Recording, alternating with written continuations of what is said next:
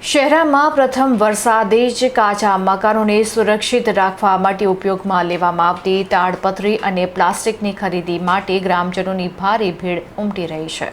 પંચમહાલ જિલ્લાના શહેરા અને આસપાસના વિસ્તારોમાં ગુરુવારે પડેલા ધમાકેદાર વરસાદની સાથે જ ચોમાસાની મોસમનો સત્તાવાર પ્રારંભ થઈ ચૂક્યો છે. આ પ્રથમ વરસાદ બાદ શહેરા નગરના મુખ્ય બજારોમાં અચાનક ગ્રાહકોની ભારે ભીડ જોવા મળી હતી. ગ્રામ્ય વિસ્તારના લોકો મોટી સંખ્યામાં તાડપત્રી અને પ્લાસ્ટિક કવરની ખરીદી કરવા માટે બજારમાં ઉમટી પડ્યા હતા. ચોમાસા દરમિયાન ધોધમાર વરસાદને કારણે ગ્રામ્ય વિસ્તારોમાં આવેલા કાચા મકાનો, નળિયાવાળા ઘરો અને છતમાંથી પાણી ટપકવાની સમસ્યા સામાન્ય બની જતી હોય છે.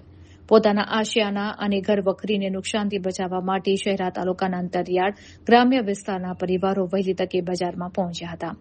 બજારમાં ખરીદદારો વિવિધ કદ અને ગુણવત્તાવાળી તાડપત્રીઓ તેમજ પ્લાસ્ટિકના ભાવતાલ કરી ખરીદી કરતા નજરે પડ્યા હતા.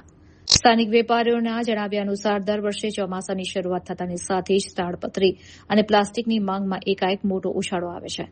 ગ્રામ્ય વિસ્તારના લોકો ચોમાસાના 4 મહિના દરમિયાન તેમના ઘરોને સુરક્ષિત અને કોરા રાખવા માટે આ સામગ્રી અચૂક ખરીદતા હોય છે, જેને કારણે આગામી દિવસોમાં પણ બજારમાં આ વેપાર તેજીમાં રહે તેવી શક્યતા છે.